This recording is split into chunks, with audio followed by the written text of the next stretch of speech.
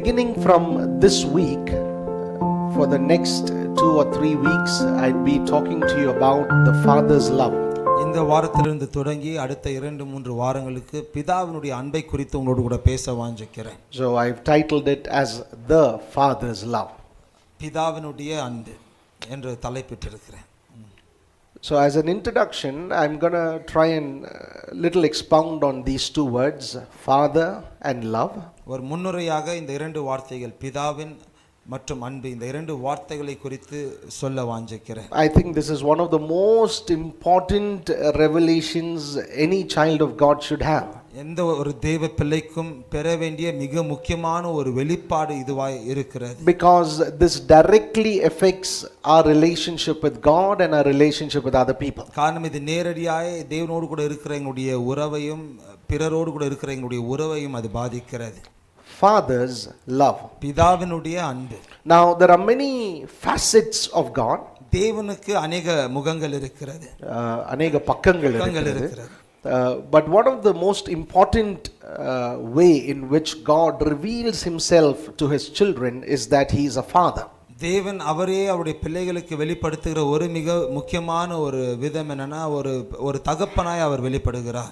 As a heavenly father he loves us. ஒரு பரம பிதாவாய் எங்களை அவர் நேசிக்கிறார். Now Bible itself you can call it a study book of the father's love. வேதத்தை பிதாவுடைய அன்பை குறித்ததான ஒரு புத்தகமாய் நாங்கள் அதை பார்க்க முடியும். Because if we say the central theme of the Bible is Jesus and the cross. வேதத்தின் ஒரு மைய செய்தியானது இயேசுவும் அவருடைய சிலுவையும் என்று நாங்கள் சொல்வோம் என்றால், then the Bible says the cross itself is a demonstration of the love of the Father towards us. வேதம் சொல்லுகிறது சிலுவையானது பிதாவுடைய அன்பு எங்களுக்கு வெளிப்படுத்தின ஒரு சின்னமாய் அது இருக்கிறது. And so our understanding of the Father's love affects how we connect with him, how we hold a relationship with him. நாங்க எப்படி தேவனோடு கூட இணைகிறோம், எப்படி அவரோடு கூட உறவு கொள்கிறோம், இந்த காரியங்கள் எல்லாம் பிதாவுடைய அன்பை புரிந்து கொள்கிறதை சார்ந்து இருக்கிறது. Now many of us, the way we relate to ourselves, the way we connect to ourselves, that's how we connect with others also.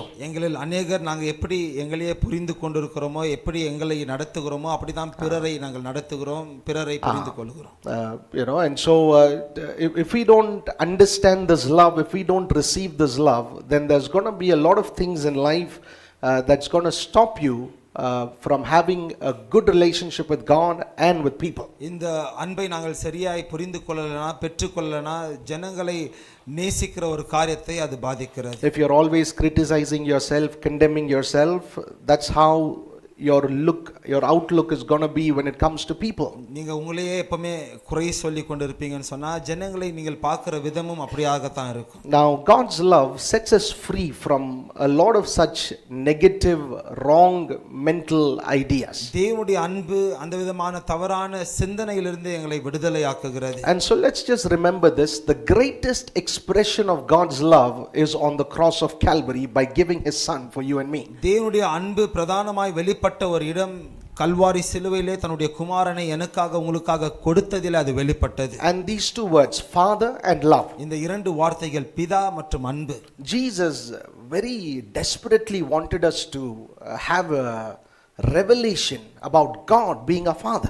இயேசு பிதா எங்களுடைய தகப்பனாய் இருக்கிறதை குறித்து நாங்கள் ஒரு வெளிப்பாடை பெற்றுக்கொள்ள வேண்டும் என்று ஆர்வமாய் இருந்தார். ரொம்ப ஆர்வமாய் இருந்தார். And so many times he uses the word father. अनेक நேரங்களிலே பிதா என்கிற வார்த்தையை அவர் பயன்படுத்துகிறார். In Matthew 6:9 he teaches us to pray. மத்தேயுவின் சுவிசேஷம் 6வது அதிகாரம் 9வது வசனத்தில் அவர் ஜெபிக்க எங்களுக்கு கற்றுத் தருகிறார். In this manner pray. அவர் சொல்லுகிறார் இந்த விதமாய் நீங்கள் ஜெபிக்க வேண்டும். Our Father who art in heaven, hallowed be thy name. பரலோகத்தில் இருக்கிற எங்களுடைய பிதாவே உம்முடைய நாமம் பரிசுத்தப்படுவதாக. He wanted our eyes and our hearts to have a change in perspective and not to look at God only as God, but God as our heavenly Father. எங்களுடைய கண்ணோட்டமும் எங்களுடைய இருதயத்திலும் ஒரு மாற்றம் வேண்டும். தேவனை தேவனாக மாத்திரமல்ல ஒரு பிதாவாய் பார்க்கும்படிக்காய் அவர் வாஞ்சித்தார். Because as a father, God has a family in heaven and God has one part of the family on earth. காரணம் ஒரு பிதாவாக தேவனுக்கு ஒரு குடும்பம் பரலோகத்தில் இருக்கிறது, ஒரு குடும்பத்தின் ஒரு பாகம் இங்கே பூமியில இருக்கிறது. Ephesians chapter 3 verse 14 and 15. எபேசியரின் புத்தகம் 3வது அதிகாரம் 14 15வது வசனங்கள். Paul says, for this reason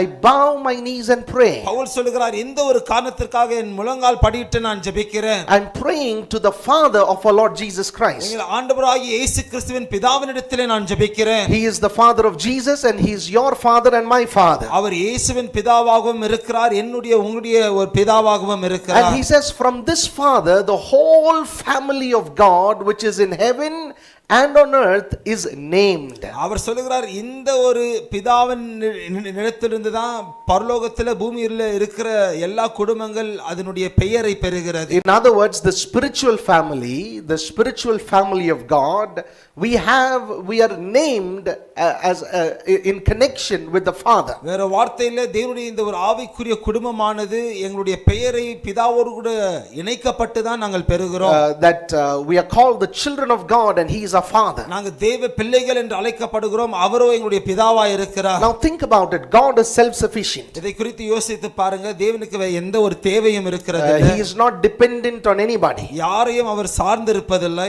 There was no need for him to create a human being. ஒரு மனிதனை படைக்க வேண்டிய தேவை அவருக்கு இருக்கவில்லை. They say need and want is the mother of all invention. தேவைதான் எல்லா படைப்புக்கு ஒரு தாயாய் இருக்கிறது என்று சொல்வாங்க.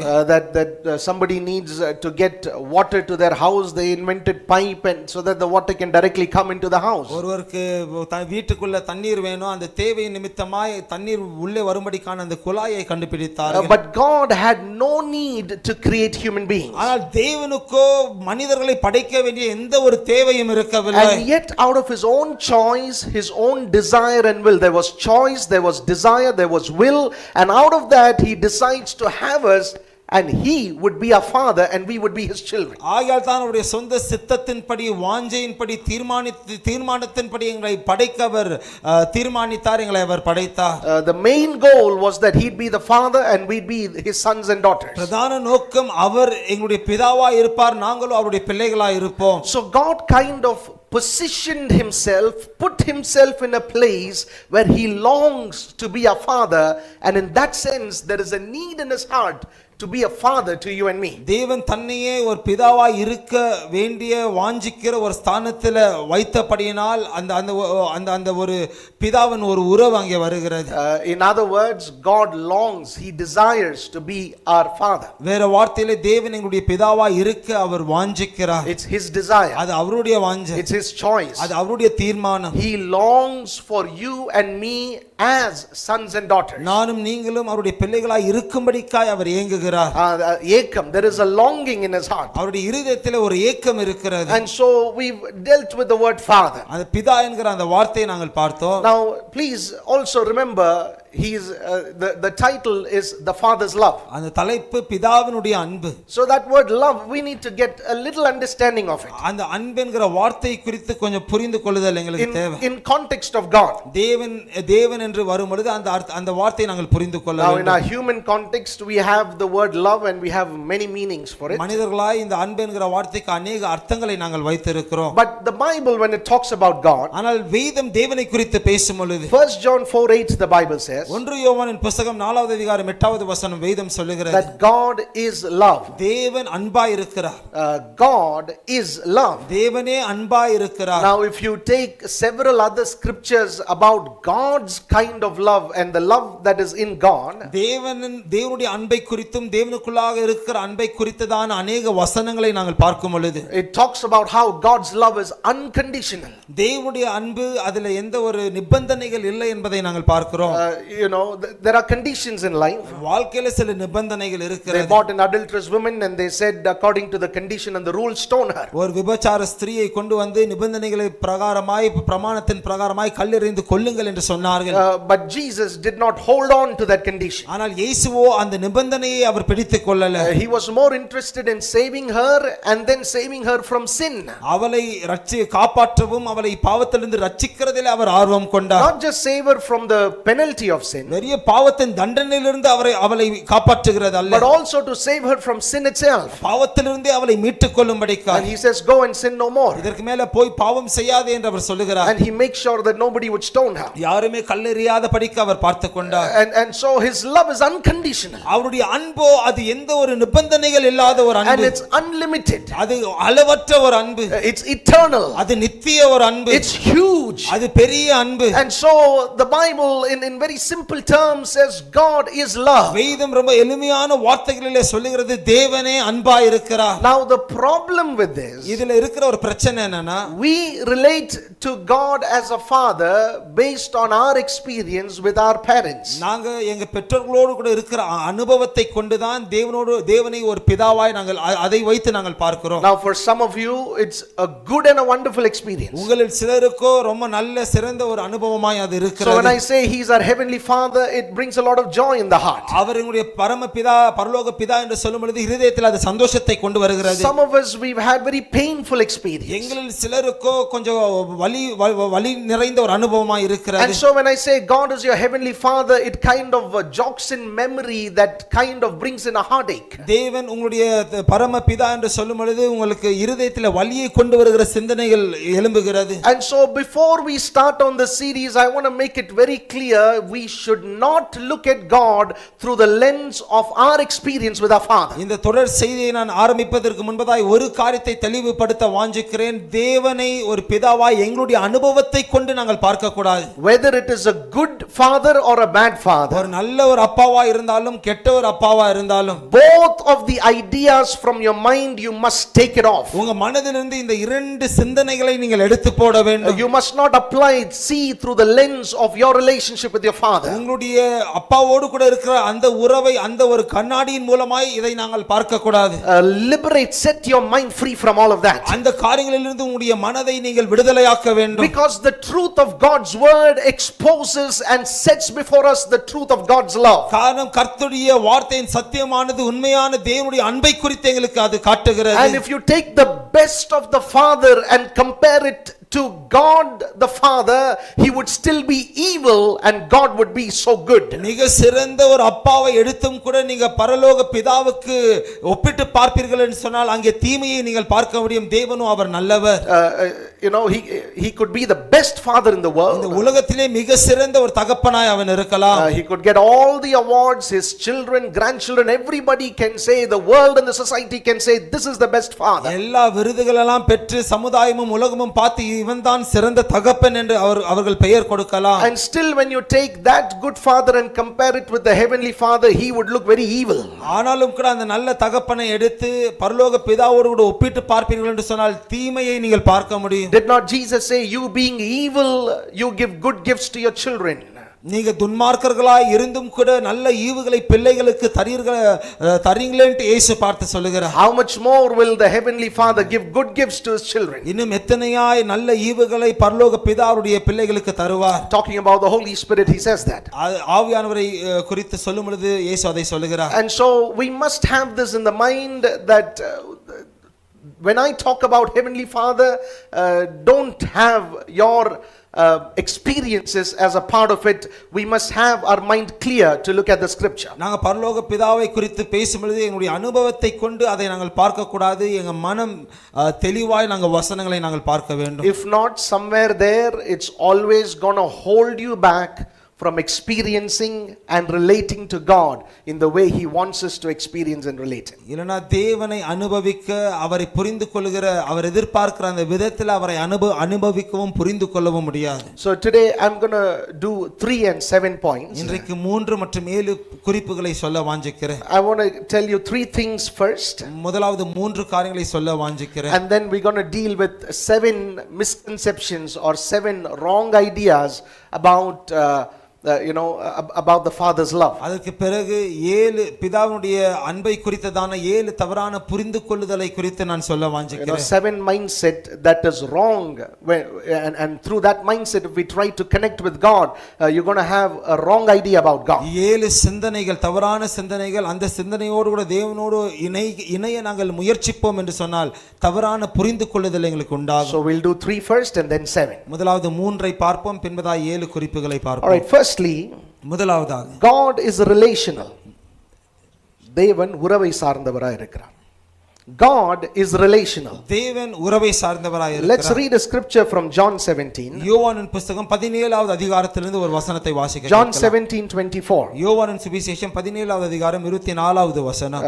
தமிழிலும் அதை வாசிக்க கேட்கலாம். Father, I desire that they also whom you gave me may be with me where I am, that they may behold my glory which you have given me, for you loved me before the foundation of the world. தமிழ்ல அதை கேட்கலாம்.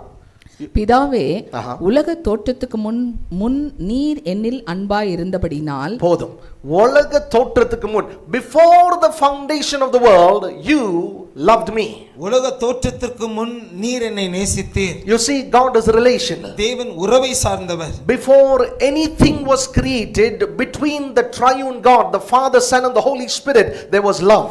எந்த ஒரு காரியம் படைப்பதற்கு முன்பதாக அந்த திரியேக தேவன் பிதா குமாரன் பரிசுத்த ஆவிக்கு நடுவில் அன்பு இருந்தது. Before the world was created, before the heavens were created, before any creation, before nothing existed, God was there, and between God there was love. உலகமும் பரலோகமும் எந்த ஒரு படைப்பிற்கு முன்பதாகவும் அங்கே தேவன் இருந்தார். தேவனுக்குள்ளாக அன்பு இருந்தது. So it teaches us, the Bible takes time to teach us how God is very relational. தேவன் எப்படி உறவை சார்ந்தவராய் இருக்கிறார் என்று வேதம் நேரம் எடுத்து கற்றுத் It தருகிறது. talks about how God loves you, தேவன் உங்களை எப்படி நேசிக்கிறார் என்று அது சொல்லி how தருகிறது. he is full of love when it comes to relationship. உறவு என்று வரும்பொழுது அவர் அன்பால் நிறைந்தவர் என்பதை அது காட்டுகிறது. It shows how God can be loved. தேவனை நேசிக்க முடியும் என்பதை அது காட்டுகிறது. Some people think God is somebody on the throne and he is he cannot be loved. சிலர் நினைக்கிறாங்க தேவன் அங்கே சிங்காசனத்தின் மேல வீற்றிருக்கிறார், அவரை நாங்க நேசிக்க முடியாது.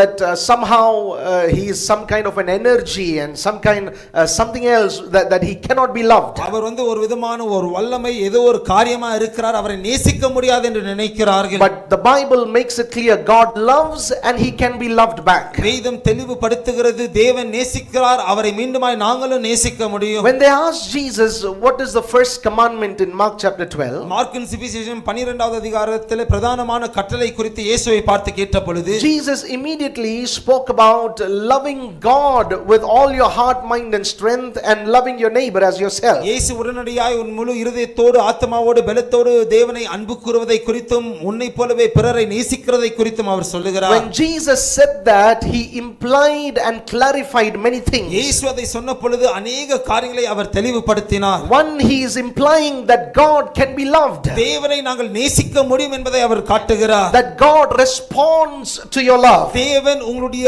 அன்புக்கு அவர் பதில் தருகிறார். That God receives your love. தேவன் உங்களுடைய அன்பை அவர் ஏற்றுக்கொள்கிறார். That God enjoys your love. தேவன் உங்களுடைய அன்பிலே அவர் சந்தோஷப்படுகிறார். God can be touched with your love. தேவனை உங்களுடைய அன்பினால் நீங்கள் தொட முடியும்.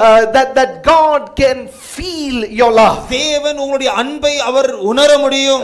That when you show love to God, God responds to it with all his heart. தேவனுக்கு நீங்கள் அன்பை காட்டும் பொழுது முழு இருதயத்தோடு கூட அதற்கு அவர் பதில் தருகிறார். And so between the Father, Son and the Holy Spirit there was always love. பிதா குமாரன் பரிசுத்த ஆவியானவர் நடுவிலே எப்பொழுதுமே அங்கே அன்பு இருந்தது. And now he tells you can also love God. இப்பொழுதும் அவர் பார்த்து சொல்கிறார், நீங்களும் தேவனை நேசிக்க முடியும். Because God loves and he can be loved back. காரணம் தேவன் அன்பு செலுத்துகிறார், அவருக்கு நீங்கள் அன்பை செலுத்த முடியும். Obviously because we are created in the image of God. நாங்க தேவனுடைய சாயலிலே படைக்கப்பட்டபடியால் அதை நாங்கள் செய்கிறோம். That's why we are also very relational. ஆகையால் தான் நாங்களும் ரொம்ப உறவை சார்ந்தவர்களா இருக்கிறோம். You want to get married, திருமணம் செய்ய வாஞ்ச, you want to have parents, பெற்றோர்கள் இருக்கணும்னு ஆசை, you want to have friends, நண்பர்கள் இருக்க வேண்டும் என்ற ஆசை. we are very relational because we are created in the image of God. அந்த விதமாக உறவை சார்ந்து இருக்கிறதற்கு காரணம் நாங்கள் தெய்வ சாயலிலே படைக்கப்பட்டிருக்கிறோம். Secondly, இரண்டாவதாக God has made you and me to be the focus of his unlimited love. தேவன் உங்களையும் என்னையும் தான் அவருடைய அந்த நிபந்தனையற்ற அந்த அன்பின் ஒரு நோக்கமாய் இருக்கும்படிக்காய் வைத்திருக்கிறார். தேவ அன்பின் மைய நோக்கமே நீங்க தான். Touch somebody next to you and tell them God's love is focused on you. பக்கத்துல இருக்கவங்கள தொட்டு சொல்லுங்க தேவனுடைய அன்பு உங்க மேல அது நோக்கமா இருக்கிறது. God's love is focused on you. தேவனுடைய அன்பு அது உங்கள் மேல நோக்கமா இருக்கிறது. Ephesians chapter 1 எபேசியரின் புத்தகம் 1வது அதிகாரம் verse 4 and verse 5. 4 மற்றும் 5வது வசனங்கள். The Bible, we're going to hear it in both the language. ரெண்டு பாஷையிலும் நாங்க வாசிக்க கேட்கலாம். Okay, தமிழ்ல மாத்திரம் அத வாசித்தறல. எபேசியர் 1வது அதிகாரம் 4-5. The Bible says, okay, he chose us in him before the foundation of the world that we should be holy and without blame before him in love, having predestined us to adoption as sons by Jesus Christ to himself according to the good pleasure of his will. தமிழ்ல கேட்போம். தமக்கு முன்பாக ஆஹா. நாம் அன்பில் பரிசுத்தமுள்ளவர்களும் தமக்கு தேவனுக்கு முன்பாக அன்பிலே பரிசுத்தமுள்ளவர்களும் குற்றமில்லாதவர்களுமாய் இருப்பதற்கு இருப்பதற்கு அவர் உலக தோற்றத்துக்கு முன்னே உலக தோற்றத்துக்கு முன்னே கிறிஸ்துவுக்குள் நம்மை தெரிந்து கொண்டபடியே இயேசு கிறிஸ்துவுக்குள் நம்மை தெரிந்து கொண்டபடியே பிரியமானவருக்குள் ஆஹா தாம் நமக்கு தந்தருளின தம்முடைய கிருபையின் மகிமைக்கு புகழ்ச்சியாக. All right. Now the Bible clarifies several things there. வேதம் अनेक காரியங்களை அங்கே தெளிவுபடுத்துகிறது. That before the creation of the world there was choosing.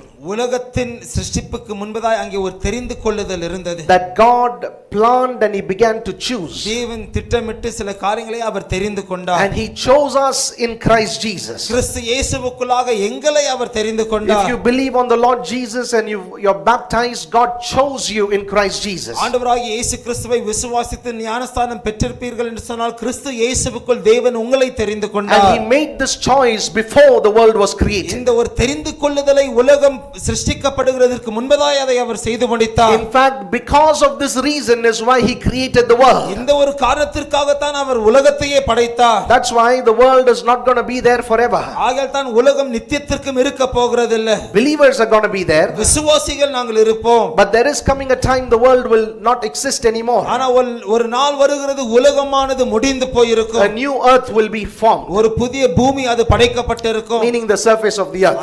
அந்த பூமியின் ஒரு மேல் மட்டம். And so the question is, God chose us why?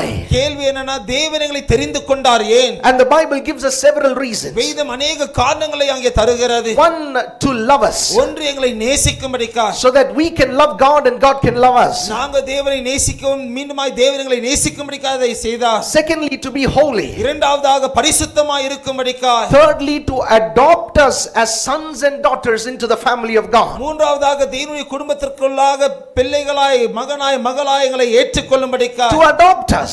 எங்களை வந்துட்டு அப்படியே ஏற்றுக்கொள்ளும்படிக்காக. adoptனுக்கு தமிழ்ல என்ன வார்த்தை வருது? தத்தெடுத்தார். All right, verse 5, having predestined us to adoption as sons in Jesus Christ. All right, கிறிஸ்துவுக்குள்ளே தேவ பிள்ளைகளாய் நம்மை தத்தெடுத்து கொண்டார். And in order to adopt us as sons and daughters, God created the world. மகளாய் எங்களை அவர் தத்தெடுக்கும்படிக்காய் தேவன் இந்த உலகத்தை படைத்தார். And so the Bible is very clear about this. வேதம் அதை குறித்து மிக தெளிவாய் சொல்லுகிறது. That God chose you. தேவன் உங்களை தெரிந்து கொண்டார். He chose so that he can love you. உங்களை நேசிக்கும்படிக்காய் அவர் தெரிந்து கொண்டார். And he chose you so that you can love him back. நீங்க மீண்டுமாய் தேவனை நேசிக்கும்படிக்காய் அவர் தெரிந்து கொண்டார். He chose you to adopt you, to take you and make you a part of his family, where he would be the father and you would be the sons and daughters. உங்களை தத்தெடுத்து அவருடைய குடும்பத்திற்குள்ளாக அவர் தகப்பனாக நீங்களோ மகளாய் இருக்கும்படிக்காய் அவர் தெரிந்து கொண்டார். So that we can be covered in his love. அவருடைய அன்பினால் நாங்கள் மூடப்பட்டவர்களாய் இருக்கும்படிக்காய் அதை அவர் செய்தார். And it continues to say how he did this according to his will and his good pleasure. அவருடைய சித்தத்தின்படியும் அவருடைய சந்தோஷத்திற்காக இதை அவர் செய்தார் என்று வசனம் சொல்லி முடிக்கிறது. God finds pleasure, God finds joy in you and I being his sons and daughters. நானும் நீங்களும் அவருடைய மகளாய் இருக்கிறதிலே தேவன் சந்தோஷப்படுகிறார், இன்பம் கொள்கிறார். God enjoys doing this. தேவன் அதை செய்கிறதிலே அவர் சந்தோஷப்படுகிறார். When you come into God's presence, he doesn't look at you like some unknown person. He enjoys you as a son and daughter. தேவ பிரசன்னத்திற்குள்ளாக வரும்பொழுது ஏதோ அறியாத ஒரு மனிதனாய் உங்களை பார்க்கிறதிலே ஒரு மகளாய் உங்களை சந்தோஷத்தோடு கூட அவர் ஏற்றுக்கொள்கிறார். So before the foundations of the world there was love, and love was the reason why creation itself happened. உலக தோற்றத்துக்கு முன்பதாகவே அன்பு இருந்தது. இந்த சிருஷ்டிப்புக்கான ஒரு காரணமே அன்புதான். Thirdly, மூன்றாவதாக there must be a restoration of our capacity to receive and give love.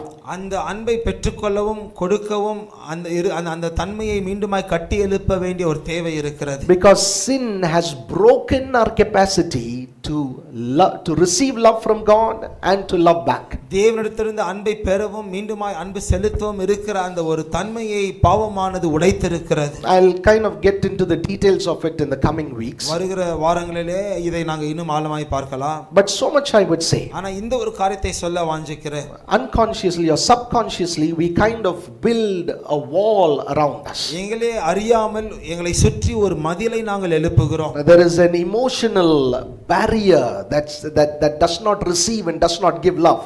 அன்பை பெற்றுக்கொள்ள முடியாத கொடுக்க முடியாத ஒரு உணர்ச்சியின் ஒரு மதில் ஒரு தடை இருக்கிறது. It's easy to give money, பணத்தை கொடுக்கிறது சுலபம். but to love with all our heart, that capacity is broken. ஆனா முழு இருதயத்தோடு கூட நேசிக்கிற அந்த ஒரு தன்மையும் அது உடைக்கப்பட்டிருக்கிறது. That's why there are people who say I can live without anybody, I can live alone, I don't need anybody's love, I can be by myself. ஆகையால் தான் சில ஜனங்க சொல்வாங்க யாருமே இல்லாம தனிமையாய் நான் வாழலாம்.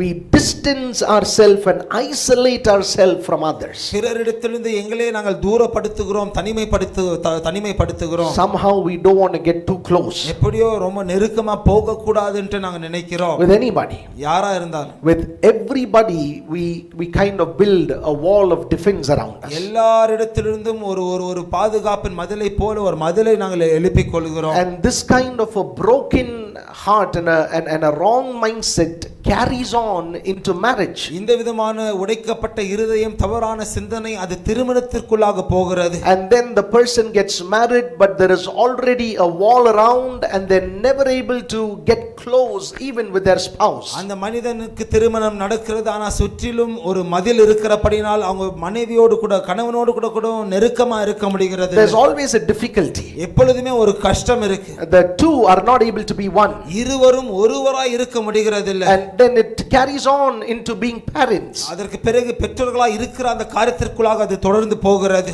How many fathers who provide and do good and do their best to their children, எத்தனையோ தகப்பன்மார்கள் பிள்ளைகளுக்கு கொடுத்து சிறந்தவைகளை செய்கிறார்கள், yet they cannot show affection and love in words, they can't hug, they cannot be affectionate towards their children. ஆனாலும் கூட பிள்ளைகளுக்கு அன்பை அவர்களால வார்த்தையினாலும் செயலினாலும் அவர்களால காட்ட முடிகிறது இல்லை. Expression of love is not possible because there is a defense wall built around. அன்பின் வெளிப்பாடு அங்க இருக்கிறது இல்ல, காரணம் அங்கே ஒரு செவிரானது எழுப்பப்பட்டிருக்கிறது. There are fathers who would lay down their life for their children, சில தகப்பன்மார்களோ பிள்ளைகளுக்காக ஜீவனையும் கூட அவர்கள் தருவார்கள். yet all their life they've never shown affectionate love through words and through actions and hug them and kiss them. They've deprived their children of such kind of affection. ஆனாலும் கூட வார்த்தைகளாலே செயல்களாலே அன்பை அவர்களால வெளிப்படுத்த முடிகிறது இல்ல, கட்டி அணைத்து முத்தமிட்டு அந்த விதமான அன்பை அவர்களால வெளிப்படுத்தவே முடிகிறது இல்ல. And so strangely our capacity to love is broken. ஆகையால் வினோதமாய் எங்களுடைய அன்பு செலுத்துகிற அந்த தன்மையும் அது It உடைக்கப்பட்டிருக்கிறது. is broken because of sin. அது பாவத்தினால் உடைக்கப்பட்டிருக்கிறது. And because this healthy connection is broken, very unhealthy emotional connection starts with other things. இந்த ஆரோக்கியமான இந்த இணைப்பானது உடைக்கப்பட்டிருக்கிறபடியினால் ரொம்ப கெட்ட ஒரு அநேக உணர்ச்சி பூர்வமான இணைப்புகள் அங்கே வருகிறது. You know, there is a bond and a connection.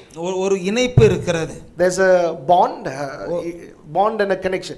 இந்த Fevikwik போட்ட மாதிரி அந்த ஒட்டிக்கொள்கிற அந்த தன்மை இருக்கிறது, உறவும் இருக்கிறது. So there is a bond, there is a connection. ஒரு இணைப்பு, ஒரு உறவு இருக்கு. And yet it is not in the right way. ஆனாலும் கூட சரியான விதத்தில் அது இல்லை. When the right bond and right connection is not there, obviously there is a wrong bond and a wrong connection. சரியான இணைப்பு, சரியான உறவு இல்லாமல் போகும் பொழுது தவறான ஒரு இணைப்பும் உறவும் உண்டாகுகிறது. That's why people love their work. ஆகையால் தான் ஜனங்க அவருடைய வேலையை நேசிக்கிறார்கள். They love success. அவர்கள் வெற்றியை நேசிக்கிறார்கள். They love fame. அவர்கள் பெயரை, புகழை நேசிக்கிறார்கள். And they love reputation. அவர்கள் நல்ல பெயரை நேசிக்கிறார்கள். And they love applause. நல்ல கைத்தட்ட அவர்கள் நேசிக்கிறார்கள். You know, one of the problems with the top artists and actors and actresses, they are addicted to applause. ரொம்ப பெரிய நடிகர்கள் நடிகைகள் கிட்ட எல்லாம் இருக்கிற ஒரு பிரச்சனை என்னன்னா கைத்தட்டலுக்கு அவர்கள் அடிமைப்பட்டு இருக்கிறார்கள். Because they're not fulfilled in themselves. காரணம் தங்களுக்குள்ளாகவே ஒரு நிறைவு அவர்களுக்கு இல்லை. I've seen that with pastors and worship leaders. போதகர்கள் மற்றும் ஆராதனை நடத்துகிறவர்களுக்குள்ளாக அதை நான் பார்த்திருக்கிறேன். They're so dependent on people's reaction. ஜனங்களுடைய ரியாக்ஷனுக்கு அவர்கள் அதிகமாய் சார்ந்து இருக்கிறார்கள். That they are not able to raise people and build them. To be leaders is not to be dependent on people's reaction. ஒரு தலைவனாய் இருப்பது என்று சொன்னால் ஜனங்களுடைய பதிலை சார்ந்து இருக்காமல் இருப்பதுதான். So it doesn't matter if people don't clap. ஜனங்க கை தட்டலனா அது ஒரு பிரச்சனை இல்லை. We must come with a purpose. ஒரு நோக்கத்தோடு கூட நாங்கள் வர வேண்டும். And we must fulfill it effectively. அதை சிறப்பாய் நாங்கள் செய்து முடிக்க வேண்டும். But then I know people who really love the applause of people. ஆனா சில ஜனங்களோ ஜனங்களுடைய கை தட்டுதலை அவர்கள் நேசிக்கிறார்கள். I know people who love work. சில ஜனங்க அவர்கள் வேலையை நேசிக்கிறார்கள். Few years ago I was talking to one brother. சில ஆண்டுகளுக்கு முன்பதாய் ஒரு சகோதரனோடு கூட நான் பேசிக் கொண்டிருந்தேன். And while he was talking to me, I kind of had like a uncontrollable smile on my face. அவர் என்னோடு கூட பேசிட்டு இருந்த பொழுது அடக்க முடியாத ஒரு சிரிப்பு முகத்தில் இருந்தது. ஃபுல்லா சிரிக்கல, ஒரு பெரிய smile. And so he looked at me, he said, did I say something wrong? அவர் என்ன பார்த்து கேட்டார், பாஸ்டர் ஏதாவது தப்பா சொல்லிட்டேனா? So I said, you really believe your company is your family? நான் பார்த்து கேட்டேன், உன்னுடைய கம்பெனி தான் உன்னுடைய குடும்பம் என்று நீ உண்மையா விசுவாசிக்கிறியா? He said, yeah, my colleagues are my family. அவர் பார்த்து சொன்னார், ஆமா என் உடன் வேலைக்காரர்கள் என்னுடைய குடும்பமா இருக்கிறார்கள். So I said, by that logic I'm sure you would tell your personal things also in the office. நான் சொன்னேன், அந்த மாதிரி அது உண்மை என்று சொன்னால் உன்னுடைய தனிப்பட்ட காரியங்களை நீ ஆபீஸ்ல சொல்லுவ அப்படின்னு நான் நினைக்கிறேன். He said yes. அவர் சொன்னார், ஆமா நான் சொல்றேன். I smiled and said, then that means you will not be happy in that place for a long time. நான் அவரை பார்த்து சிரிப்போடு கூட சொன்னேன், அதற்கு அர்த்தம் அந்த இடத்தில் அநேக நாட்களுக்கு நீ சந்தோஷமா இருக்க முடியாது. Which fool will go and tell the people in the office all your personal family stories? Why would you tell it in the office? உங்களுடைய வேலை இடத்திலே உங்களுடைய தனிப்பட்ட குடும்பத்தின் காரியத்தை எல்லாம் போய் சொல்லுகிற ஒரு மூடன் யாரா இருக்க முடியும்? And that's my family. அவர் பார்த்து சொல்றார், இல்ல அது என் குடும்பம். Bible makes it clear what is a family. வேதம் தெளிவாய் குடும்பம் என்று சொன்னால் என்ன என்பதை அது சொல்லுகிறது. You have a biological family. ஒரு மாம்சத்தின் ஒரு குடும்பம் என்று இருக்கிறது. And you have a spiritual family. ஒரு ஆவிக்குரிய குடும்பம் என்று ஒன்று இருக்கிறது. Nobody can simply keep birthing families wherever. யாருமே போகிற இடத்துலலாம் ஒரு குடும்பத்தை உருவாக்க முடியாது. WhatsApp family, Facebook family, no family like that. WhatsApp குடும்பம், Facebook குடும்பம், அந்த விதமான குடும்பங்கள் இல்ல. But then I know people who genuinely love these things. ஆனா சில ஜனங்கள் உண்மையா இந்த விதமான காரியங்களை அவர்கள் நேசிக்கிறார்கள். They love money, பணத்தை நேசிக்கிறார்கள். they love attention. அவர்கள் கவனத்தை நேசிக்கிறார்கள். Everybody should be focused on me. எல்லாரும் என் மேல கவனமா இருக்கணும். Like small children. சிறிய பிள்ளைகளை போல. Small kids, if you don't give them attention, they'll start crying and doing crazy things so that everybody will keep looking at them. சிறிய பிள்ளைகளுக்கு அவங்க போதுமான கவனத்தை தரலனா அழுது கூச்சலிட்டு எல்லாரும் அவர்களை பார்க்கும்படிக்காக செய்வார்கள். So my point is very simple. என்னுடைய குறிப்பு ரொம்ப எளிமையானது. Sin has broken our capacity to love. பாவமானது நேசிக்கிற அந்த ஒரு தன்மையை எங்களுக்குள்ளாக அது உடைத்து இருக்கிறது. And so we are not able to receive love, we are not able to give love. ஆகையால் அன்பை பெறவும் கொடுக்க முடியாமலும் நாங்கள் இருக்கிறோம். And I pray that God would rebuild us in his love. தேவன் மீண்டுமாய் அவருடைய அன்பிலே எங்களை கட்டி எழுப்பும்படிக்காக நான் ஜெபிக்கிறேன். Now if we have to come to God's presence and receive God's love, தேவனுடைய பிரசன்னத்திற்குள்ளாக வந்து தேவ அன்பை நாங்கள் பெற்றுக்கொள்ள வேண்டும் என்று சொன்னார். There are 7 kind of mindsets that is very incorrect, that stops you from having a strong connection with God. தேவனோடு கூட அந்த ஒரு பலமான இணைப்பு பெறாத படிக்கு அதை பெற்றுக்கொள்ளாத படிக்கு தடை செய்கிற 7 விதமான சிந்தனைகள், தவறான சிந்தனைகள் இருக்கிறது. Wrong ideas that distort the revelation of who God really is. தேவன் யாராய் இருக்கிறார் என்ற வெளிப்பாடு டிஸ்டர்ப் பண்ற 7 தவறான சிந்தனைகள். Wrong ideas that has affected our understanding about God.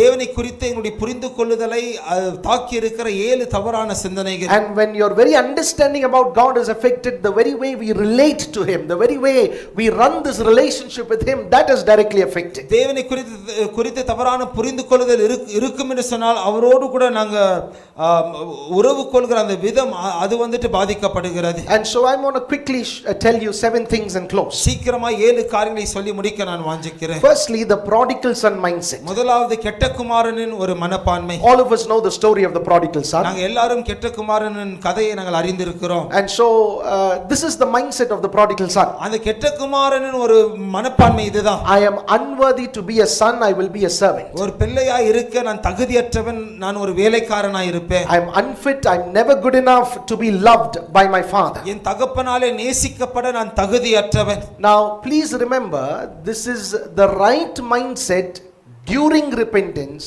but it should not be a mindset that always remains after repentance. மனம் திரும்புதலின் நேரத்தில் இருக்க வேண்டிய ஒரு சரியான ஒரு மனப்பான்மை தான், ஆனா மனம் திரும்புதலுக்கு பிறகு நீடிக்க வேண்டிய ஒரு மனப்பான்மை அல்ல. And so when he begins his journey back to his father, அவருடைய தகப்பனை நோக்கி மீண்டுமாய் அவருடைய பிரயாணத்தை அவர் ஆரம்பித்த பொழுது, in Luke 15:19, லூக்காவின் சுவிசேஷம் 15வது அதிகாரம் 19வது வசனம், he says, I'm not worthy to be a son, அவர் பார்த்து சொல்லுகிறார், உம்முடைய பிள்ளையா இருக்க நான் தகுதியற்றவன், and I'd be a servant. உம்முடைய வேலைக்காரனாய் நான் இருக்கிறேன். Now if you, after the father shows his love and he is restored and all that, if the prodigal son remains in that mindset, it is not good. பிதாவானவர் மீண்டுமாய் அன்பு செலுத்தி மீண்டுமாய் அவருடைய ஸ்தானத்தில் எல்லாம் வைத்த பிறகு அதே மனநிலை தொடரும் என்று சொன்னால் அது நல்லதல்ல. The father celebrates the son. பிதாவோ அந்த மகனை கொண்டாடுகிறார். He puts a costly robe and a garment. விலை உயர்ந்த வஸ்திரங்களை அவர் மேல He போடுகிறார். puts a ring, ஒரு மோதிரத்தை கொடுக்கிறார். big feast, ஒரு பெரிய ஒரு கொண்டாட்டம், good food, நல்ல ஒரு சாப்பாடு, huge feast and a celebration. பெரிய ஒரு ஆடம்பரமான ஒரு கொண்டாட்டம் நடக்கிறது. Because the father wants to celebrate him as the son, not as a servant. காரணம் பிதாவானவரோ அவரை ஒரு பிள்ளையாய், ஒரு வேலைக்காரனாய் அல்ல, பிள்ளையாய் கொண்டாடும்படிக்காய் வாஞ்சிக்கிறார். He is enjoying him as his son. அவருடைய ஒரு குமாரனாய் அவரை அவர் ஏற்றுக்கொள்கிறார். In fact, when we realize the cost of how much our sin has cost God, obviously we will love him back the same way. தேவனுக்கு எங்க பாவமானது எத்தனை விலைக்கிரயத்தை அது செலுத்த வைத்திருக்கிறது என்று நாங்கள் யோசிக்கும் பொழுது அதே விதமாய் தேவனை நேசிக்கும்படிக்காக அது வைக்கும். Now some of us, we are saved. எங்களில் சிலரோ ரட்சிக்கப்பட்டிருக்கிறோம். You've repented. நீங்க மனம் திரும்பி இருக்கிறீர்கள். Even if it is 70 times a day, you are repenting. நீ ஒரு நாளுக்கு 70 தடவை அது நடந்தாலும் கூட நீங்க மனம் திரும்பி இருக்கிறீங்க. Now after repenting, மனம் திரும்புதலுக்கு பிறகு don't say now I'd be a servant. நீங்க இப்போ நான் உம்முடைய வேலைக்காரனா இருக்கிறேன்னு நீங்க சொல்லக்கூடாது. That's not the relationship God is looking for. தேவன் எதிர்பார்க்கிற ஒரு உறவு அது அல்ல. He chose you before the foundations of the earth so that you can be his son and that he can enjoy you as a father. உலக தோற்றத்திற்கு முன்பதாக உங்களை தெரிந்து கொண்டதற்கு நோக்கம் நீங்க அவருடைய மகனாகவும் அவருடைய பிதாவாகவும் இருக்கும்படிக்காய் அதை செய்தார். So that you can enjoy his love. நீங்களும் கூட அவருடைய அன்பிலே சந்தோஷப்படும்படிக்காய் செய்தார். Luke 7 and verse 47. லூக்காவின் சுவிசேஷம் 7வது அதிகாரம் 47வது வசனம். There was a sinner lady who comes. ஒரு பாவ ஸ்திரீயானவள் வருகிறார். And this is what the Lord tells at the end of that meeting. ஆண்டவர் அந்த கூட்டத்தின் முடிவிலே சொல்லுகிற ஒரு காரியம் இதுதான். I say to you, her sins which are many are forgiven. அநேகமாய் இருக்கிற அவளுடைய பாவங்களோ அது மன்னிக்கப்பட்டிருக்கிறது. For she loved much. காரணம் அதிகமாய் அவள் நேசித்தாள். To whom little is forgiven, the same loves little. To whom much is forgiven, the same loves much. யாருக்கு கொஞ்சமாய் மன்னிக்கப்படுகிறதோ அவள் கொஞ்சமா அன்பு செலுத்துகிறாள். யாருக்கு அதிகமாய் மன்னிக்கப்படுகிறதோ அவனும் அதிகமாய் அன்பு செலுத்துகிறான். Now if we get into the language of it, அதனுடைய அந்த பாஷைக்குள்ளாக நாங்கள் போய் பார்ப்போம் என்று சொன்னார். this is the meaning in which it is said. அது சொல்லப்படுகிற ஒரு அர்த்தம் இதுதான். It's not that some have done little sin and others have done big sin. கொஞ்ச பாவத்தையும் சில பேர் அதிக பாவத்தையும் செய்தார்கள் என்ற அர்த்தம் அல்ல. The emphasis is our eyes being open to what our sin cost God. அதனுடைய அழுத்தம் என்னன்னா தேவனுக்கு எங்க பாவம் தேவனுக்கு செய்த காரியம் என்ன? What our sins, the result of our sins and the damage of our sins. எங்க பாவத்தின் விளைவுகள் அது படுத்தின அந்த சேதாரம். And so when we look at the multitude of the damage that the sin has caused, பாவமானது செய்த அந்த சேதாரத்தை நாங்க அந்த காரியத்தை நாங்கள் பார்ப்போம் என்றால், and how God's son had to give his life on the cross, தேவ குமாரனே சிலுவையிலே அவருடைய ஜீவனை கொடுக்க வேண்டியதா இருந்ததை பார்ப்போம் என்றால், that will evoke a big love for God. தேவனுக்கான ஒரு பெரிய அன்பை அது எங்களுக்குள்ளாக கொண்டு வரும். And so this lady, even though she was a sinner, now she's come to a place, the right place, where she loves God much. இந்த ஸ்திரீயோ பாவியா இருந்தாலும் கூட தேவனை அதிகமாய் நேசிக்கிற அந்த சரியான ஒரு இடத்திற்கு அவள் வந்திருக்கிறாள். தேவனை நேசிக்கிற இடத்துக்கு, முழு இருதயத்தோடு அதிகமாய் அவரை நேசிக்கிற இடத்திற்கு. எப்படி நேசிக்கணும்? வேலைக்காரனாய் அல்ல, பாவியாய் அல்ல, மகனாய் மகளாய் அவரை நேசிக்கிற அந்த நேசத்தை தேவன் எதிர்பார்க்க. அதை நோட் பண்றார், அதை ஸ்பெஷலா எடுக்கிறாரு. இதற்காக தான் உன்னை சிருஷ்டித்தேன் என்பதாய் சொல்லுகிறார். நான் யூசுவலா இதை செய்வதில்லை, செய்யணும்னு நான் சர்வீஸுக்கு முன்பதாய் ஒரு ப்ரீ மெடிடேட்டும் பண்ணதில்லை. ஆனாலும் என்னுடைய இருதயத்தில் ஒரு ஊன்றுதல் இருக்கிறபடினாலே ஒரே ஒரு நிமிஷம், ஒரு 60 செகண்ட் நம்ம எடுத்து நம்ம ஒரு நிமிஷம் கண்களை மூடி நம்முடைய வலது கரத்தை உயர்த்தி பிதாவே உம்மை நேசிக்கிறேன் என்பதாய் சொல்லலாம். Tell him, Father, I love you. Say, Jesus, I love you. Say, Holy Spirit, I love you. ஆண்டவரே பிதாவே நான் உம்மை நேசிக்கிறேன், இயேசுவே நான் உம்மை நேசிக்கிறேன், ஆவியானவரே உம்மை நேசிக்கிறேன். உம்முடைய அன்பு திரளா என்னுடைய வாழ்க்கையில் இருக்கிறது அல்லவா, அதற்காக உமக்கு நன்றி. ஆண்டவரே, ஒரு பாவியாய் இருக்க நீங்க என்னை அழைக்கல, உம்முடைய மகனாய் மகளாய் இருக்க அழைத்தீங்களவா. மகனாய் மகளாய் உம்மை நேசிக்கிறேன் என்று இப்போ சொல்ல என் இருதயத்தின் ஆழத்திலிருந்து வாஞ்சிக்கிறேன். அப்போ உம்மை நேசிக்கிறேன். இந்த வார்த்தைகள் பரலோகத்தின் சிம்மாசனத்தை தொடுகிறதல்லவா, அதற்காக உமக்கு ஸ்தோத்திரம். I thank you for these words are touching the throne and the very heart of the Father. We love you, Lord. We love you, Lord. In Jesus name we pray. Amen. Amen. அன்பின் உணர்ச்சியோடு ஒரு விசை கரம் தட்டி ஆண்டவருக்கு நன்றி செலுத்தலாம். Thank you, Jesus. Or the second mindset, இரண்டாவது ஒரு மனப்பான்மை, that becomes a problem in our relationship and stops us from having a proper relationship with God. தேவனோடு கூட சரியான உறவை கொள்ளாதபடிக்கு தடை செய்கிற ஒரு மனப்பான்மை. It is the mindset of a slave. அது ஒரு அடிமையின் மனப்பான்மை. Slave. அடிமை. Slave always feels he is not qualified. அடிமை எப்பொழுதுமே அவன் தகுதியற்றவன் என்று நினைக்கிறான்.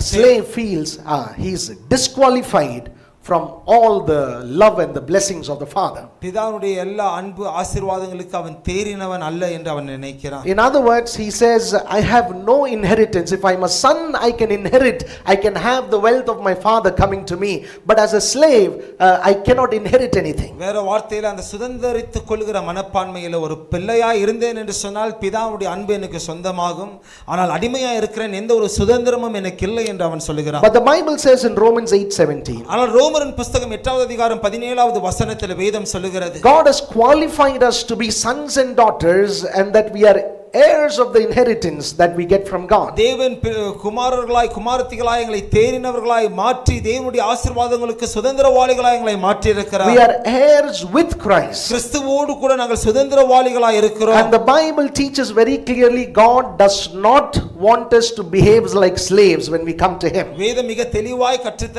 தருகிறது தேவனிடத்தில் வரும்பொழுது அடிமைகளாய் நாங்கள் அவருக்கு முன்பதாய் நடக்க கூடாது. Romans 8:15, ரோமரின் புத்தகம் 8வது அதிகாரம் 15வது வசனம், you did not receive the spirit of bondage or slavery again to fear, நீங்க மீண்டுமாய் பயப்படத்தக்கதான அடிமைத்தனத்தின் ஆவியை நீங்கள் பெறவில்லை, but you received the spirit of adoption, ஆனால் புத்திர சுவிகாரத்தின் ஆவியை பெற்றிருக்கிறீர்கள், because of which we cry, Abba, Father. அது நிமித்தமாய் அப்பா பிதாவே என்று நாங்கள் அழைக்கிறோம். That's the spirit in which we must come to God. அந்த ஒரு ஆவியில தான் தேவனுக்கு முன்பதாய் நாங்கள் வர வேண்டும். The CEV translation tells like this, CPV மொழிபெயர்ப்பு இப்படியாய் சொல்லுகிறது, God's spirit does not make us slaves who are afraid of him. தேவனுடைய ஆவியோ அவரை கண்டு பயப்படுகிற அடிமைகளாய் எங்களை மாற்றுகிறதில்லை. Instead we become children and call him our Father. அதற்கு மாறாய் அவருடைய பிள்ளைகளாய் மாறி அவரை பார்த்து நாங்கள் பிதாவே என்று அழைக்கிறோம். That's the work of the Holy Spirit. அதுதான் ஆவியானவருடைய கிரியை.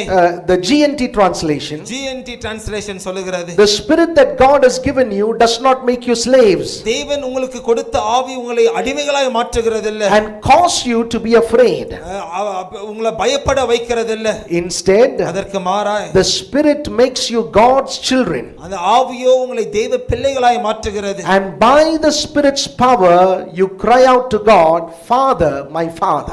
ஆவியின் அந்த வல்லமை நிமித்தமாய் தேவனை பார்த்து தகப்பனே என் தகப்பனே என்று கூப்பிட வைக்கிறது. And so the Bible mentions this again and again so many times. வேதம் இதை மீண்டும் மீண்டுமாய் अनेक இடங்களிலே சொல்லுகிறது. In Galatians chapter 4, கலாத்தியரின் புத்தகம் 4வது அதிகாரம் verse 6 and 7, 6 மற்றும் 7வது வசனங்கள், the Bible talks about how we are not under the law because we are the sons of God. நாங்க தேவ பிள்ளைகளாய் இருக்கிறபடியால் பிரமாணத்தின் கீழாய் இல்லை என்பதை வேதம் சொல்லுகிறது. And by the Holy Spirit we cry out to God as our Abba Father. ஆவியானவரின் நிமித்தமாய் தேவனை பார்த்து அப்பா பிதாவே என்று நாங்கள் அழைக்கிறோம். Verse 7, 7வது வசனம், therefore you are no longer a slave but a son, and if a son then an heir of God through Christ. ஆகையால் இதற்கு மேல நீங்கள் அடிமைகள் அல்ல பிள்ளைகளாய் இருக்கிறீர்கள், பிள்ளைகளாய் இருப்பீர்கள் என்று சொன்னால் கிறிஸ்துவோடு கூட உடன் சுதந்திரவாளிகளாய் இருக்கிறீர்கள். அந்த 7வது வசனம் கலாத்தியர் 4:7 மாத்திரம் தமிழ்ல நாம் வாசி கேட்கலாம்.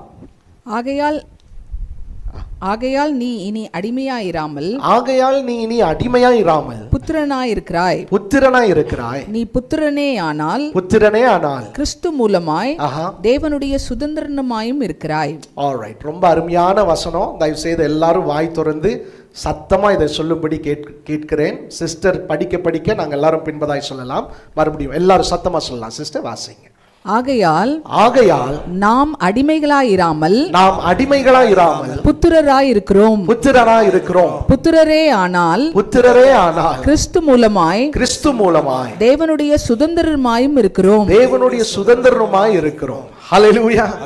தேவ பிள்ளைகளும் தேவ சுதந்திரவாளிகளும் ஒரு விசை கரம் தட்டி ஆண்டவருக்கு நன்றி சொல்லலாம். Thank you Jesus. Thirdly, மூன்றாவதாக the orphan mindset.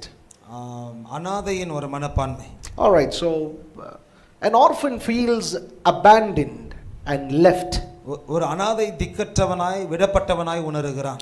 Never loved. ஒருபோதும் நேசிக்கப்படுகிறதில்லை. Never felt that he belonged to a father. ஒருபோதும் ஒரு தகப்பனுக்கு சொந்தமாய் அவன் உணர்ந்ததில்லை. Never felt the care of the father. தகப்பனுடைய ஒரு பராமரிப்பை அவன் உணர்ந்ததில்லை. Now God is very clear. He wants us to relate to him as a father, and he would be a father and we would be a son. தேவன் மிக தெளிவாய் இருக்கிறார். நாங்கள் தேவனை பிதாவாய் பார்க்க வேண்டும், அவர் பிதாவாகவும் நாங்களோ பிள்ளைகளாகவும் இருக்க வேண்டும். We are not spiritual orphans. நாங்கள் ஆவிக்குரிய அனாதைகள் அல்ல. Now you need to get this by faith. இதை விசுவாசத்திலே நீங்கள் பெற்றுக்கொள்ள வேண்டும். And you would see it becoming a reality in your life. உங்கள் வாழ்க்கையில் அது உண்மையாய் மாறுகிறதை நீங்கள் பார்ப்பீர்கள். That's the kind of love and care God wants to show. அந்த விதமான அன்பை ஒரு பராமரிப்பை தான் தேவன் காட்ட வாஞ்சிக்கிறார். Fourthly, நான்காவதாக the outcast. வெளி மனிதன். All right, all right, the outsider mindset. ஒரு வெளி மனிதனின் ஒரு மனப்பான்மை. There is a deep seated rejection in the heart. இருதயத்திலே ஆழமாய் நான் தள்ளப்பட்டவன் என்கிற ஒரு உணர்வு இருக்கிறது. He is always standing very far off. எப்பவுமே ரொம்ப தூரமாய் அவன் நிற்கிறான். Saying no, I'm not part of that group. நான் அந்த ஒரு கூட்டத்தின் ஒரு பங்கு அல்ல. No, maybe they little talk to me but I'm not a part of it. என் கூட கொஞ்சம் பேசுறாங்க, ஆனா அவர்களோடு கூட நான் ஒருவன் அல்ல. They are different, I am different. அவர்கள் வித்தியாசமானவர்கள், நானோ வித்தியாசமானவன். We are not like the same family. ஒரே குடும்பத்தை போன்ற ஜனங்கள் நாங்கள் அல்ல. And they always feel excluded and left out. எப்பொழுதுமே விடப்பட்டு தள்ளப்பட்டவர்களாய் உணர்கிறார்கள். They feel within their heart, no, God will do it for others but he will not do it to me. அவருடைய இருதயத்திலே தேவன் பிறருக்கு அதை செய்வார், ஆனா எனக்கு செய்ய மாட்டார் என்று நினைக்கிறார்கள். Like in those days, I don't know if they do it even now, but in those days how they would keep some people outside the house and not even give them a glass of water. They'll pour water and this outcast will drink water with his hands cupped. அந்த நாட்களிலே நடந்தது இப்பொழுது நடக்கிறதா இல்லையான்னு எனக்கு தெரியல. ஆனா சில ஜனங்களை வீட்டுக்கு வெளியே வைத்து தண்ணீரையும் கூட அந்த பாத்திரத்தில் கொடுக்க மாட்டாங்க, கரங்களில் அதை ஊற்றுவார்கள். That's how some of us feel. எங்களில் சிலரோ அந்த விதமாய் உணர்கிறோம். We always feel like an outcast and we don't belong in God's presence. எப்பொழுதுமே ஒரு தள்ளப்பட்டவர்களாய் தேவ பிரசன்னத்திலே நாங்க சேராதவர்களை போல நாங்கள் உணர்கிறோம். Now this mindset will not let you understand some very important things about God. இந்த விதமான ஒரு மனப்பான்மையோ தேவனை குறித்ததான சில முக்கியமான காரியங்களை புரிந்து கொள்ளாதபடிக்கு அதை செய்யும். God has not pushed you aside and chosen others and kept you away. தேவன் வேற ஜனங்களை தெரிந்து கொண்டு உங்களை மாத்திரம் அவர் தள்ளிவிடவில்லை. God welcomes you. தேவன் உங்களை வரவேற்கிறார். You are not rejected. நீங்கள் தள்ளப்பட்டவர்கள் அல்ல. You are welcome. நீங்கள் வரவேற்கப்படுகிறீர்கள். God welcomes you with both his arms wide open. தேவன் இரண்டு கரங்களையும் நீட்டி உங்களை அவர் வரவேற்கிறார். He is not saying don't come closer. நீ நெருங்கி வராதேன்னு அவர் சொல்லல. He is saying come closer. அவர் சொல்லுகிறார் நீ நெருக்கமாய் வா. And he is saying you come. நீ வா என்று அவர் சொல்லுகிறார். Don't stand there. Don't stand far off. அங்கே தூரமாய் நீ நிற்க தேவையில்லை. Take your steps boldly, begin to come. தைரியமாய் உன் படிகளை எடுத்து நீ கிட்ட நீ வர வேண்டும். Because once you start coming to him boldly, then you will start coming to him freely. காரணம் தைரியமாய் அவரை நோக்கி நீங்கள் வர ஆரம்பிப்பீர்கள் என்று சொன்னால் விடுதலையோடு கூட நீங்கள் வர ஆரம்பிப்பீர்கள். Boldness is the first step to freeness. அந்த விடுதலைக்கான முதலாவது படி தைரியம். First you need to get that boldness. முதலாவது அந்த தைரியம் உங்களுக்கு வர வேண்டும். The Bible says in Hebrews, come to this throne of grace boldly. எபிரேய புத்தகத்தில் வேதம் சொல்கிறது இந்த கிருபையின் சிங்காசனத்தின் அண்டையிலே தைரியத்தோடு கூட நீங்கள் வர வேண்டும். Once you come to him as children in faith, you begin to come to him boldly. விசுவாசத்திலே பிள்ளைகளாய் அவரிடத்திலே நீங்கள் வர ஆரம்பிக்கும் பொழுது அந்த தைரியத்தோடு கூட நீங்கள் வருகிறீர்கள். After a point, like a son who walks into the house, you will walk in freely. கொஞ்ச நேரத்திற்கு பிறகு ஒரு மகன் வீட்டிற்குள்ளாக விடுதலையோடு கூட வருகிறது போல நீங்கள் தைரியமாய் வருவீர்கள். In Ephesians 2, the Bible says, you who were once very far off and you were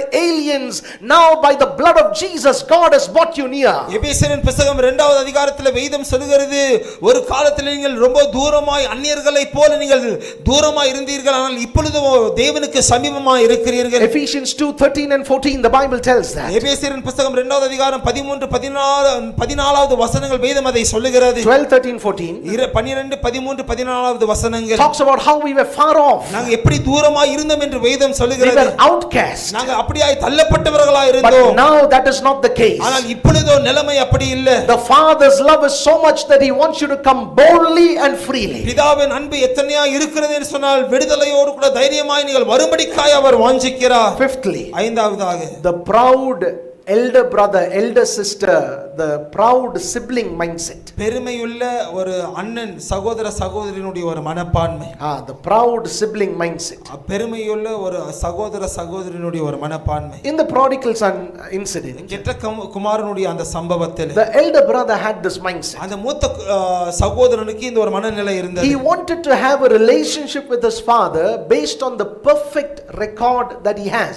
அவருடைய தகப்பனோடு கூட அவன் வைத்திருந்த அந்த குற்றமில்லாத ஒரு ரெக்கார்டை சார்ந்து ஒரு உறவை கொள்ள அவன் வாஞ்சித்தான். He is saying, look at my past. அவர் பார்த்து சொன்னார், என்னுடைய பின்னாட்களை பாரும். Everything you said I have obeyed. நீங்க சொன்ன எல்லாத்தையும் நான் வந்துட்டு கீழ்ப்படிந்திருக்கிறேன். Every duty you gave I have finished. நீர் கொடுத்த எல்லா பொறுப்புகளை நான் நிறைவேற்றி இருக்கிறேன். I have obeyed. நான் கீழ்ப்படிந்திருக்கிறேன். I finished. நான் முடித்திருக்கிறேன். And I've kept your name. உம்முடைய பெயரை நான் காத்துக் கொண்டிருக்கிறேன். I have a good testimony. ஒரு நல்ல சாட்சி எனக்கு இருக்கிறது. Now based on this work, I want you to have a relationship with me. இந்த கிரியைகளை சார்ந்து உம்மோடு கூட ஒரு உறவை கொள்ள நான் வாஞ்சிக்கிறேன். He says, I have not enjoyed anything. You have not given me anything. நான் எதையும் நான் அனுபவிக்கல, நீர் எதையும் எனக்கு கொடுக்கல. One goat you have not given. ஒரு ஆடையும் நீர் தரல. You've never put up a big grand food and feast like this. இந்த விதமான ஒரு பெரிய ஒரு விருந்தை நீர் ஆயத்தப்படுத்தல. There was no celebration and a party for me. எனக்காக எந்த விதமான ஒரு கொண்டாட்டத்தையும் நீர் வைக்கல. But look at what I've done. ஆனால் நான் செய்த காரியங்களை நீர் பாரும். But the father says, அப்பா பார்த்து சொல்லுகிறார், no, I'm not having a relationship with you based on these things. நான் உன்னோடு கூட இந்த காரியங்களை கொண்டு ஒரு உறவை வைக்கவில்லை. Stop having this pride that you've done well in comparison to your brother. உன்னுடைய சகோதரனோடு கூட ஒப்பிட்டு பார்க்கும் பொழுது நீ சிறப்பாய் செய்தாய் என்ற பெருமை உனக்கு இருக்க கூடாது. I know you're talking about how he went and wasted away all the wealth and how he did some wrong things. அவன் எப்படி போய் எல்லா பணத்தை சொத்தை எல்லாம் அழித்து தவறுகளை செய்தான் என்று நீ சொல்லுகிறாய், உண்மைதான். But don't compare yourself to him. ஆனா உன்னை அவனோடு கூட நீ ஒப்பிட்டு பார்க்க வேண்டாம். And don't say because you've kept a perfect record of your life and you walked perfectly, based on that I'm going to have a relationship with you. உன் வாழ்க்கை சரியா இருந்தபடியால் எந்த ஒரு குற்றத்தையும் நீ செய்யாதபடியால் உன்னோடு கூட ஒரு நல்ல உறவு இருக்க வேண்டும் என்று நீ சொல்லக்கூடாது. Because you're my son. நீ என் பிள்ளை. All I have is yours. எனக்கு சொந்தமானது எல்லாம் உன்னுடையதுதான். All the goat, it's yours. எல்லா ஆடுகள் அது உன்னுடையதுதான். You can enjoy this food anytime you want. நீ நீ எப்போ வேண்டுமோ இந்த உணவுகளை நீ அனுபவிக்கலாம். You could have got your friends home and enjoyed that friendship. நீ உன்னுடைய நண்பர்களை வீட்டுக்கு கொண்டு வந்த அந்த நட்பிலே நீ சந்தோஷப்பட்டிருக்கலாம். I never stopped you from anything. எந்த ஒரு காரியத்தையும் நான் தடை செய்யவில்லை. But you stopped yourself because you wanted to be this extra holy. ஆனா நீயோ உன்னையே அப்படியாய் பார்த்து கொண்டாய். காரணம் ரொம்ப அதிக பரிசு மிஞ்சின நீதிமானாய் இருக்க நீ வாஞ்சித்தாய். I didn't tell you do this, do this, do that. இப்படி நீ செய்யணும்னு நான் சொல்லல. And I'm never having a relationship based on your works. உன்னுடைய கிரியைகளை கொண்டு அதை சார்ந்து நான் ஒருபோதும் உன்னோடு உறவை வைத்ததில்லை.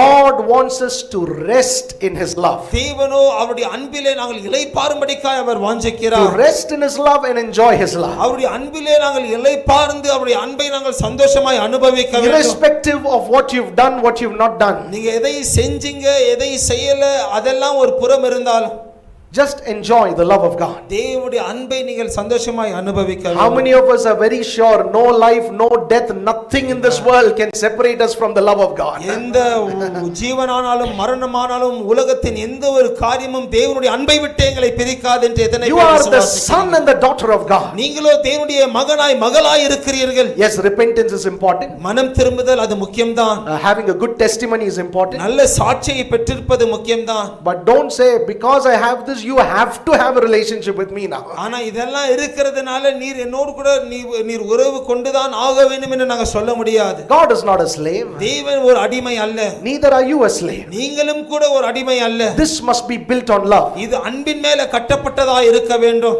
And so the elder brother basically never enjoyed the relationship with his father, never enjoyed all the privileges that he had. மூத்த சகோதரன் தகப்பனோடு கூட இருந்த அந்த உறவை சந்தோஷமாய் அனுபவிக்கல. அவருக்கு இருந்த ஆசீர்வாதங்களையும் அவர் அனுபவிக்கல. As a son he had some privileges. ஒரு பிள்ளையாய் அவருக்கு சில ஸ்லாக்கியங்கள் இருந்தது. Never enjoyed that. ஒருபோதும் அதை அவர் சந்தோஷமாய் அனுபவிக்கல. And never enjoyed his relationship with the father.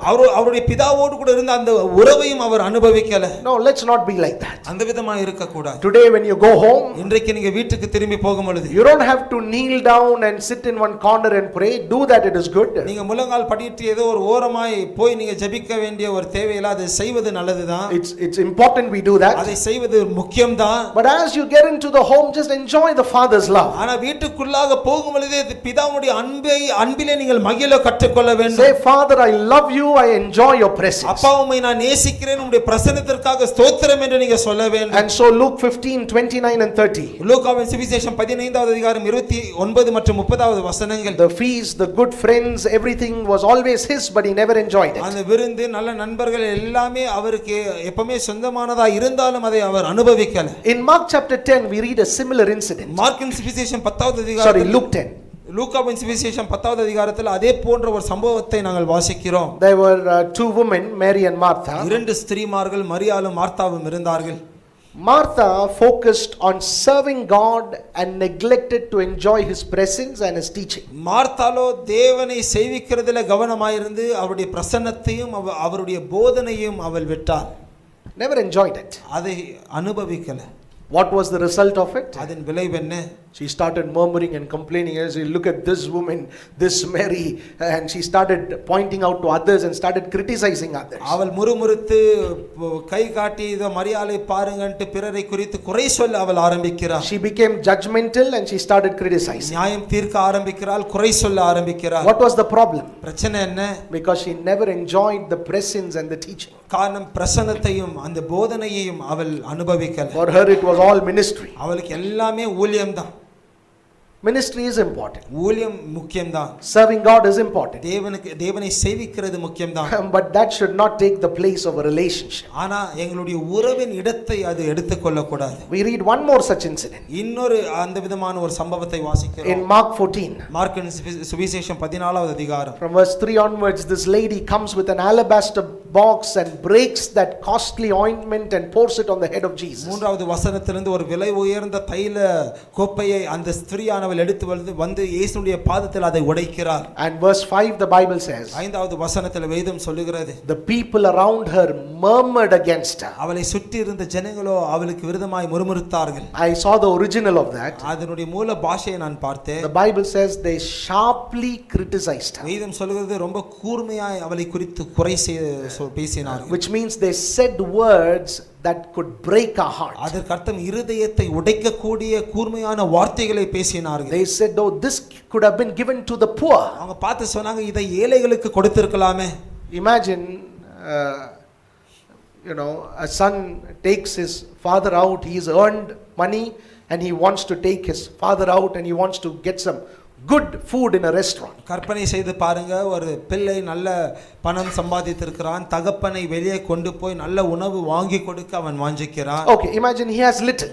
இல்லனா கொஞ்சம் அவனிடத்துல கொஞ்சம் தான் இருக்குது என்று யோசித்து He has little money. கொஞ்சம் பணம் தான் இருக்கு. But he wants to show his love by taking his father to one of the best restaurant and buying something. ஆனா ரொம்ப சிறந்த ஒரு ரெஸ்டாரன்ட்க்கு கொண்டு போய் அவருடைய தகப்பனுக்கு எதையாகிலும் வாங்கி கொடுக்கணும்னு அவர் வாஞ்சிக்கிறார். He is not thinking about money.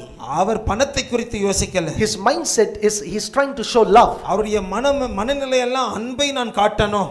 He's saying, in this way, this is how I want to show my love. இப்படி தான், இந்த விதத்துல தான் என் அன்பை நான் காட்ட வாஞ்சிக்கிறேன். And imagine the father looks at him.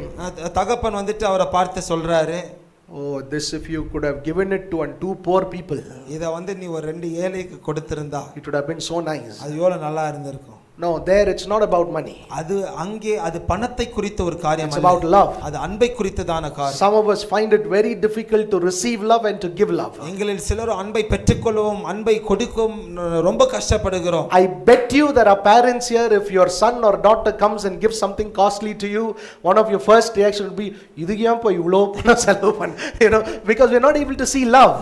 சில பிள்ளைகள் பெற்றோர்களுக்கு ரொம்ப விலை உயர்ந்த ஏதாவது காரியத்தை கொண்டு வந்தா இதுல ஏன் போய் இவ்வளவு செலவு பண்ணேன்னு தான் கேட்பாங்க. ஏன்னா அங்க அன்பை பார்க்க முடிகிறது. It's important we do what we do with wisdom. நாங்க எதை செய்தாலும் ஞானத்தோடு கூட செய்வது ரொம்ப முக்கியம். But my point is very simple. ஆனா என்னுடைய குறிப்பு ரொம்ப எளிமையானது. There was a sense of that relationship that nobody else there understood. அங்க அந்த உறவை குறித்ததான ஒரு காரியமானது அங்க இருந்த யாரும் புரிந்து கொள்ள முடியல. There was love and there was worship. அங்கே அன்பு இருந்தது, ஆராதனை இருந்தது.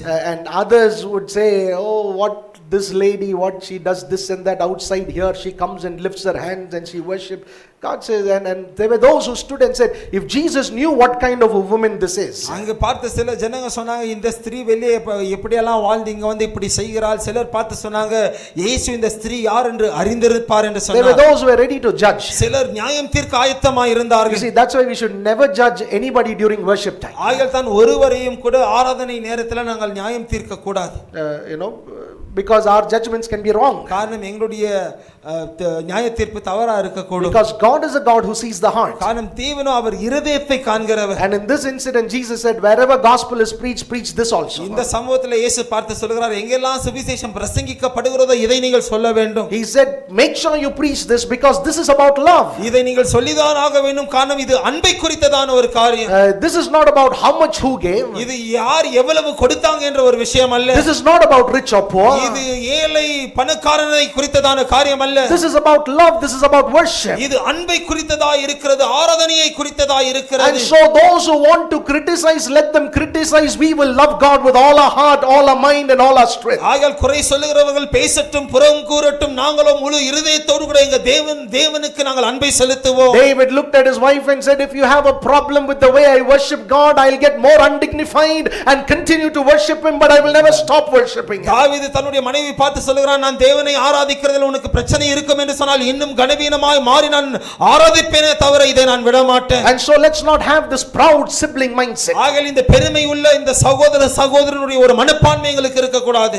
I feel we should have done like that, we should have done like this. நான் நினைக்கிறேன் இப்படி செஞ்சிருக்கணும், அப்படி செஞ்சிருக்கணும் என்ற ஒரு சிந்தனை. Sometimes the most difficult thing in churches is when people, instead of coming and giving their worship and doing their service, they start telling you should have done like that and she should have done like that. சில நேரத்துல சபையில ஜனங்க வந்து அவருடைய ஆராதனையை சேவைகளை கொடுக்கிறதற்கு மாறாய் அவன் இப்படி செஞ்சிருக்கணும், இவள் இப்படி செய்திருக்கணும் என்று சொல்லுவார்கள். Forget what others are doing. வேற ஜனங்க செய்கிறதெல்லாம் நீங்க மறந்து போங்க. We come to church because we love God. நாங்க சபைக்கு வருகிறதற்கு காரணம் நாங்க தேவனை நேசிக்கிறோம். And God loves us. தேவன் எங்களை நேசிக்கிறார். Let us not be comparing ourselves with others. எங்களை பிறரோடு கூட நாங்கள் ஒப்பிட்டு பார்க்க கூடாது. With all our heart, let's give him our love. முழு இருதயத்தோடு கூட எங்களுடைய அன்பை அவருக்கு நாங்கள் செலுத்த வேண்டும். Sixthly, ஆறாவதாக the wounded mindset. காயப்பட்ட ஒரு மனநிலை. The wounded mindset. காயப்பட்ட ஒரு மனநிலை.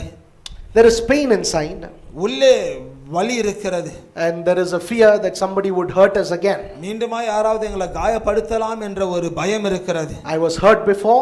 இதற்கு முன்பதாய் காயப்பட்டிருக்கிறேன். I don't want to do this again because I can get hurt again. மீண்டுமா இதை செய்ய எனக்கு விருப்பம் இல்லை, காரணம் மீண்டுமாய் காயப்பட வாய்ப்பு இருக்கிறது. And this kind of a wound in the heart and the pain in the mind would make a person carry unforgiveness and hatred in the heart. இந்த விதமான இருதயத்தில வலி, மனதில ஒரு வேதனையானது, மனதில இருதயத்தில மன்னிப்பில்லாத ஒரு காரியத்தை சுமக்கும்படிக்காய் செய்கிறது. There's hate and anger. உள்ளே ஒரு கோபமும் வெறுப்பு இருக்கிறது.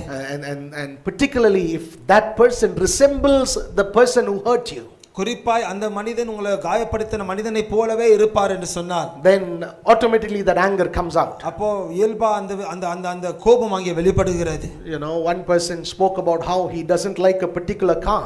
ஒரு மனிதன் பார்த்து ஒரு குறிப்பிட்ட கார் எனக்கு பிடிக்காது என்று சொன்னார். You know, I asked for what? நான் அவரை பார்த்து கேட்டேன் எதற்காக?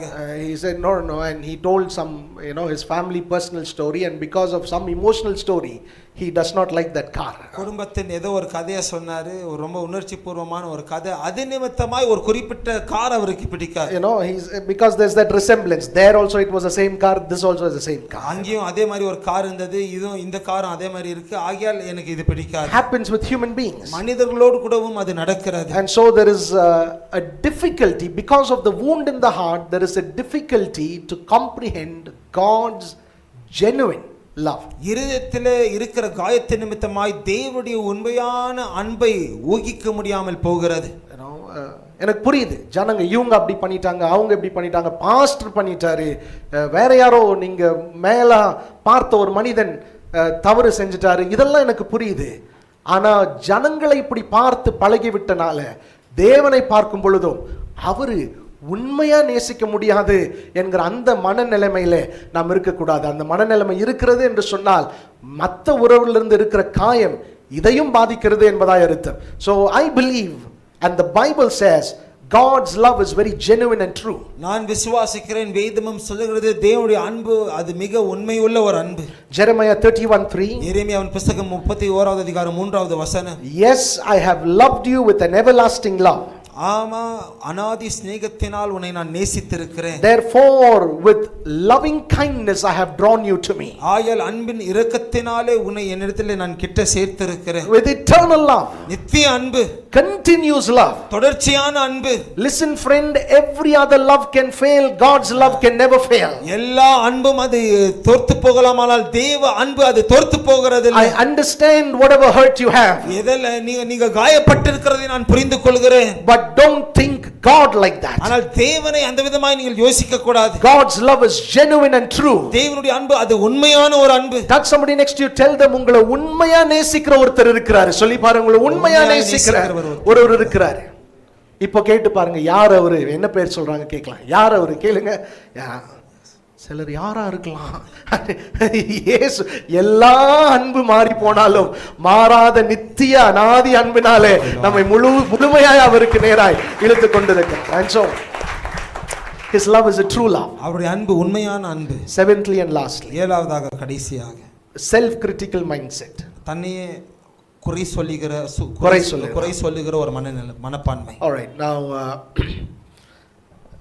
there are those who are extremely criticizing themselves, and as a result they criticize everybody else also. சிலர் தன்னையே அதிகமாய் குறை சொல்லிக் கொள்வார்கள், அதன் விளைவாய் பிறரையும் அவர்கள் குறை சொல்லுவார்கள். Constantly criticizing brings about a very bitter root of judgment in the heart. தொடர்ச்சியாய் குறை சொல்லுகிற ஒரு காரியமானது இருதயத்தில் ஆழமான அந்த நியாயம் தீர்க்கிற ஒரு குணத்தை அது கொண்டு வருகிறது. Because of lack of time I don't expound on it. நேரத்தின் குறைவு நிமித்தமாய் இதை ரொம்ப ஆழமாய் பார்க்க போகிறது இல்ல. But if so much of criticism towards yourself and others is there in your life, slow and steady you will be motivated by fear and you will become a very manipulative, controlling person. உங்க வாழ்க்கையில உங்களையும் பிறரையும் அதிகமாய் குறை சொல்லுகிற காரியம் இருக்கும் என்று சொன்னால் கொஞ்சமாய் அது பயத்தை உள்ளே கொண்டு வந்து பிறரை பயத்தில் கட்டுப்படுத்துகிற ஒரு மனிதனாய் உங்களை மாற்றிவிடும். Out of the 10 things, one thing was wrong.